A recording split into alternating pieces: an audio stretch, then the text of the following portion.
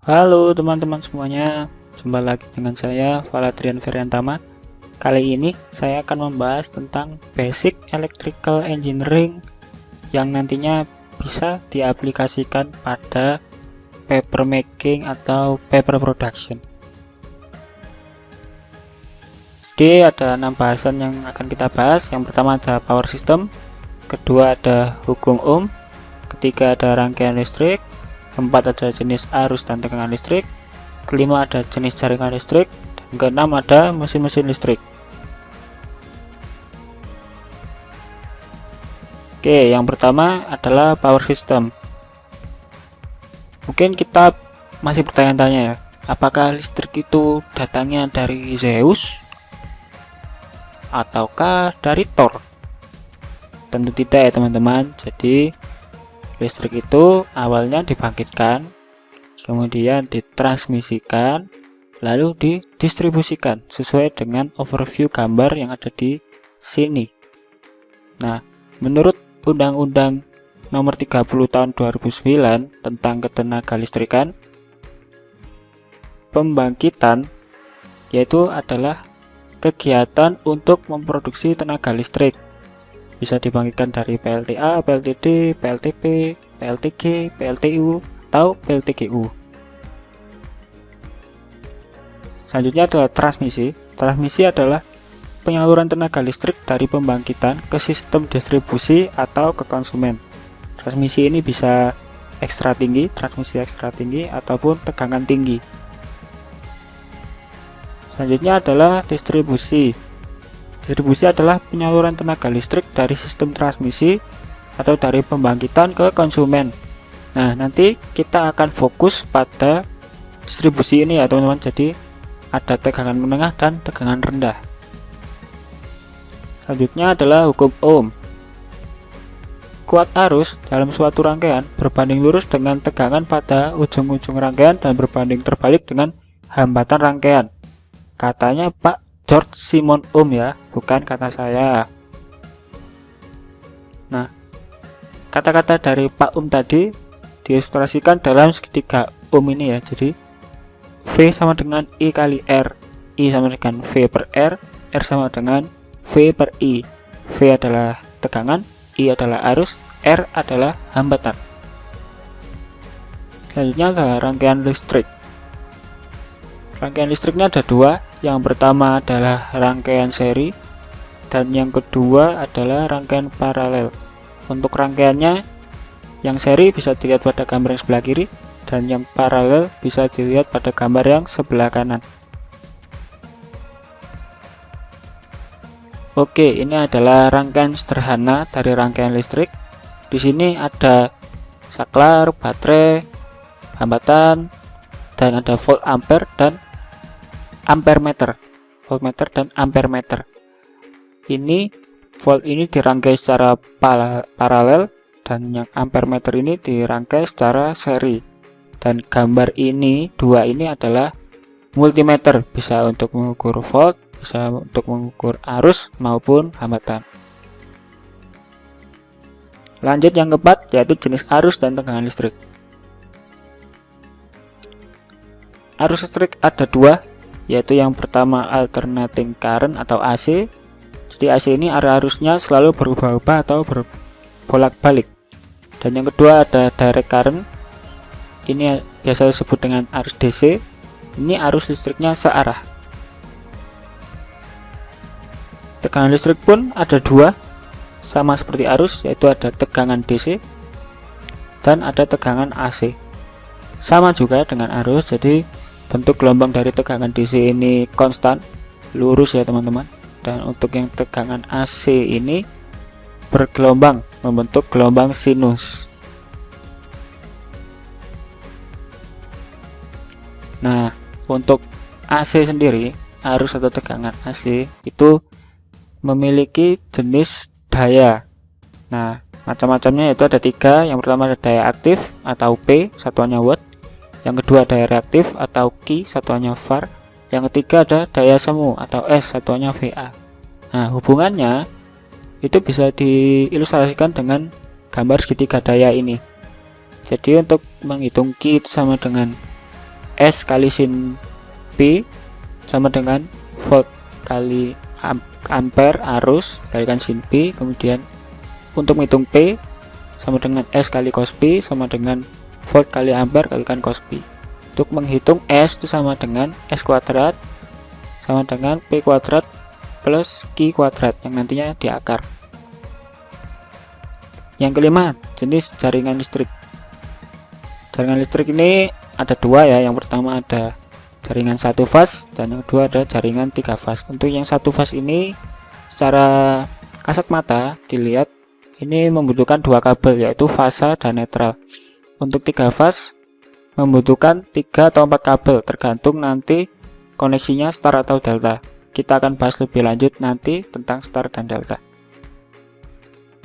Nah, ini adalah bentuk gelombang dari jaringan satu fase, hanya satu gelombang saja, satu gelombang sinus. Untuk yang 3 fase memiliki 3 gelombang, dan antar gelombang sinus ini memiliki beta fasa yaitu sebesar 120 derajat. Oke, itu sudah kita singgung tentang koneksi star atau bintang ya. Jadi ini adalah overview, gambaran jadi gimana sih koneksi star itu. Jadi koneksi star ini memiliki 4 kabel ya. Ada R, S, T, dan netral. Ini adalah koneksi delta atau segitiga. Ini memiliki 3 kabel yaitu R, S, dan T.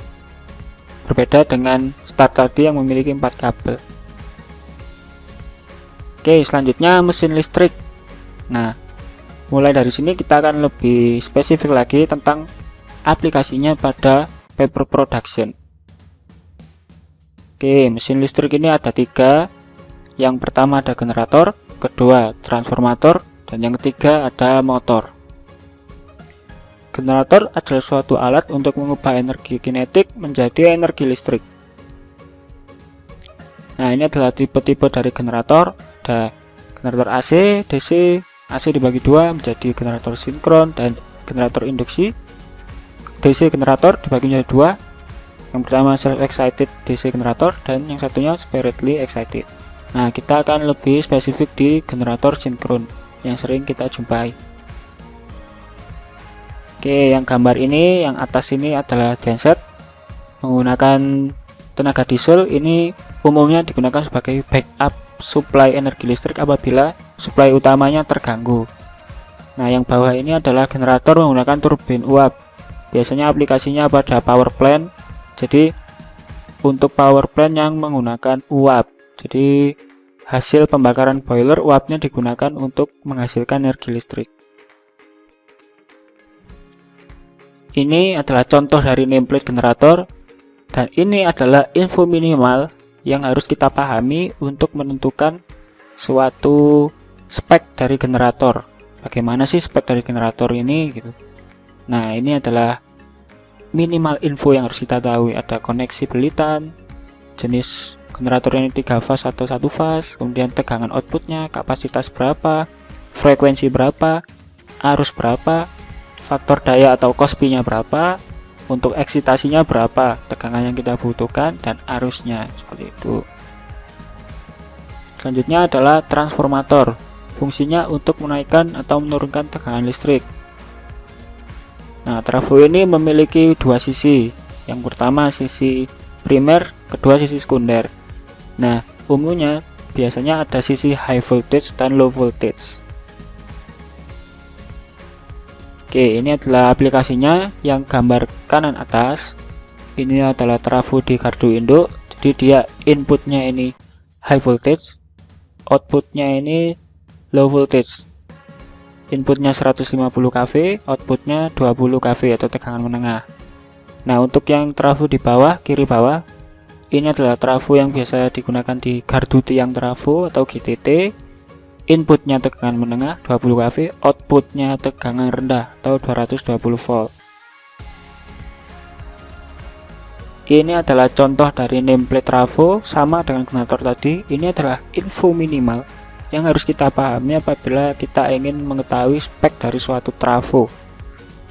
Ada jenis trafonya 3 fase, kapasitasnya berapa, tegangan sisi high voltage, tegangan low voltage, arus sisi high voltage, arus sisi low voltage, dan frekuensinya berapa. Untuk Indonesia frekuensinya 50 Hz ya teman-teman. Selanjutnya adalah motor listrik. Fungsinya untuk mengubah energi listrik menjadi energi kinetik, dan umumnya kinetik ini adalah mekanik, berupa energi mekanik. Motor listrik dibagi beberapa macam. Ada motor AC dan motor DC. Nah, nantinya saya akan mencoba lebih spesifik di motor AC induksi yang 3 fase. Nah, motor ini juga memiliki konektivitas untuk menggunakannya. Ada 2, yaitu koneksi star dan koneksi delta. Bisa salah satunya dipakai atau menggabungkan keduanya untuk optimalisasi penggunaan dari motor, tergantung kebutuhan. Oke, ini adalah aplikasi dari motor listrik, sering kita jumpai nantinya di paper production. Yang ini adalah pompa sentrifugal, dan yang kanan ini adalah deflaker, kemudian yang kiri bawahnya adalah screener, dan yang kanan bawah ini adalah refiner. Nah, semua alat ini menggunakan motor listrik. Oke, ini adalah contoh nameplate dari motor 3 fase. Nah, ini adalah info minimal yang harus kita ketahui untuk mengetahui spek dari suatu motor. Bisa berguna apabila kita ingin replace and install motor baru, atau mungkin kita akan ganti motor lama jadi motor baru. Ini ada polnya ada 4, kemudian ini ada daya motornya 15 HP, 11 kW, ada frekuensinya Indonesia 50 Hz, dan RPM motornya 1450. Tegangan kerjanya ada star ada delta. Untuk yang star ini 220 sampai 240 volt, dan untuk yang delta 380 sampai 415 volt.